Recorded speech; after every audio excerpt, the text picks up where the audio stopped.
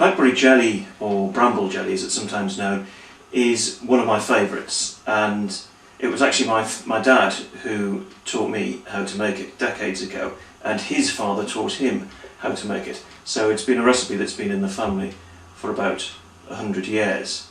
And it's actually very easy to make because all the ingredients, other than the sugar, are freely available in hedgerows or in woodlands. And what you need are blackberries, obviously, and we're using 2.5 kilos of blackberries there, and the same weight in apples, coarsely chopped. Now you can use crab apples, but what we're using here are eating apples, and we picked a large quantity of eating apples yesterday, and these are the ones that didn't quite come up to scratch. They've been bashed or marked in some way. So coarsely chop them into the pan and bring to the boil.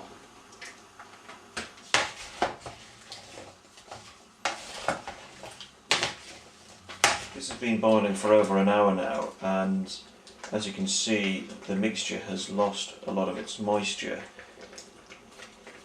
but some of these, in fact quite a few of these lumps of apple are still quite firm, so it's still got a long way to go to pulp down, and because it has lost a reasonable amount of its moisture, then at this point it's okay to start adding in some extra water. Now I've already added about 1/3 of a litre to this about half an hour ago, and I'm going to add in about another 1/3 now, just to help that apple to pulp down. For the quantities we used, which is 5 kilos of fruit, then it took about 2 to 2.5 hours to get to this situation where it's a wet pulp. The apple is pretty well pulped down as well. We have added a little bit of water throughout the boiling process, and the next stage is to strain this. This is what you need. It's a stand with a jelly bag or a muslin bag. When we were kids, we used to use an upturned stool with a tea towel tied across the floor with the 4 legs, so anything that will strain it will work.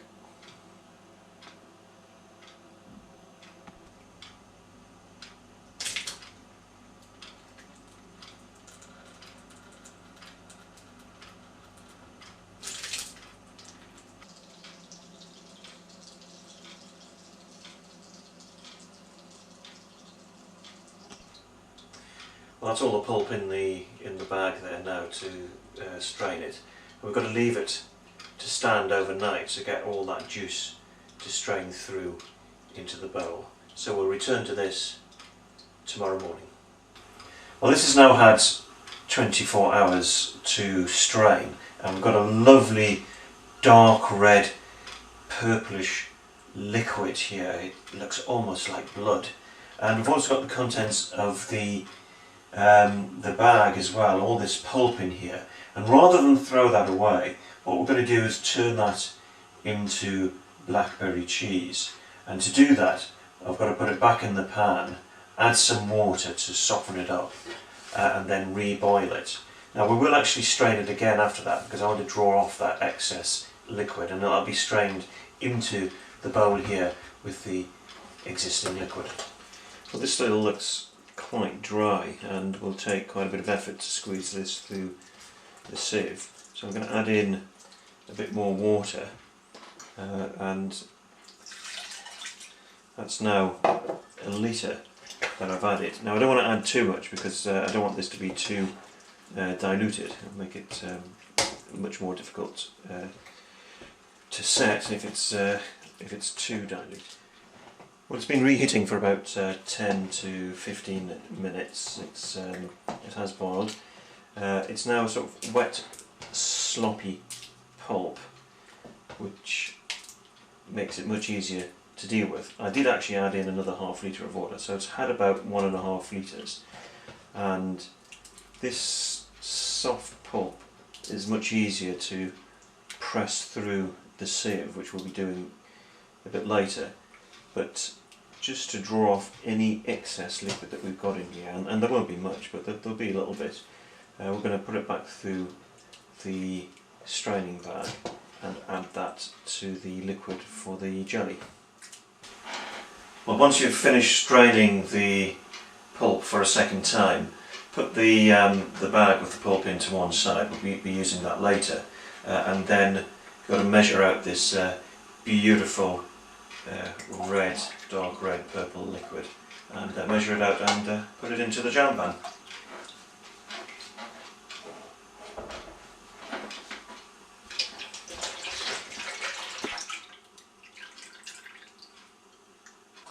We have 2 litres in the pan, so apply heat and bring to the boil.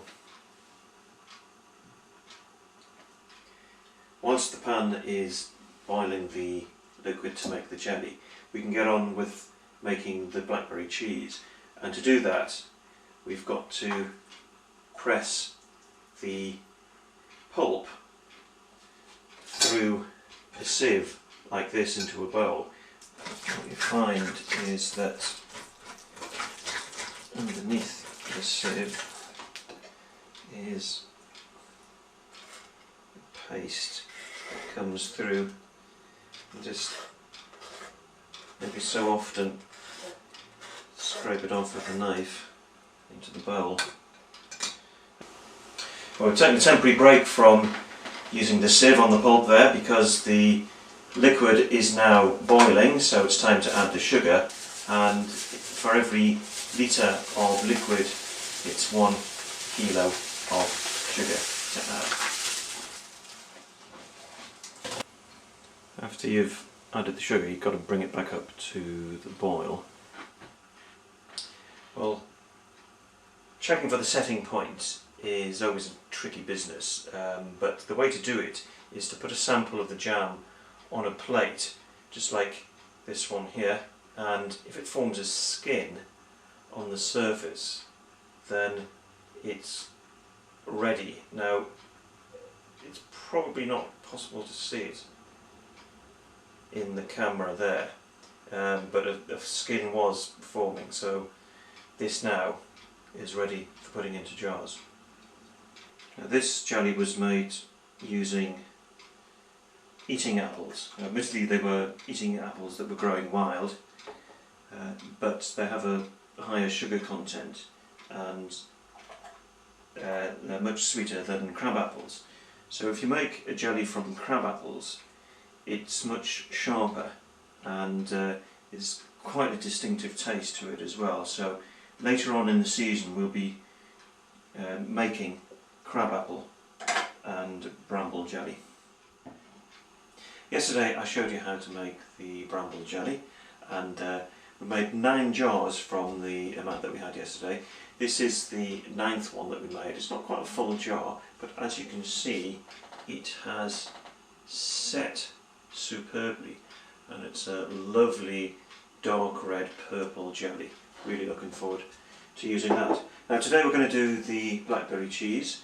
Yesterday we sieved the whole of the pulp that we used to make the jelly, and from that we got this puree or paste, as you can see there, and our first job is to weigh that, and that's going to go into the jam pan as well to make the to make the blackberry cheese. This stuff really has a sort of consistency like porridge, a sort of purple porridge. But you do have to keep stirring it because it does catch on very easily.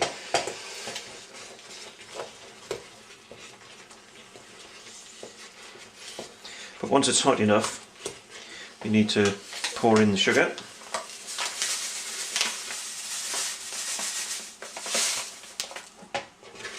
This will actually help to liquefy it a bit.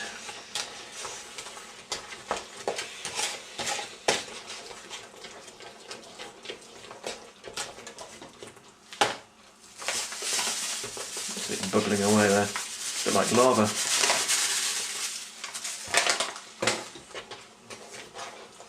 So whatever weight of pulp or puree you have, you need to add the same weight of sugar. Now you can see it's a bit more liquid there. Well, it's the usual plate or saucer test to check that it's reached its setting point, and if I just hold that up there, you can see a nice big clump of it.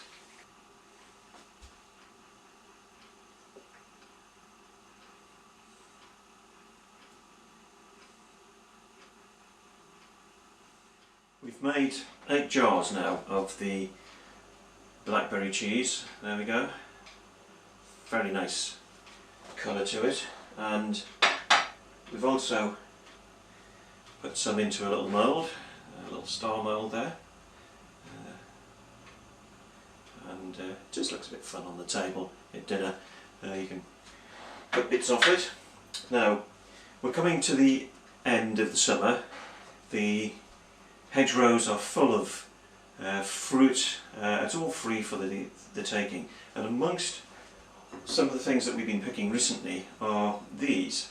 These are sloes, and in the next video we're going to show you how to make sloe gin.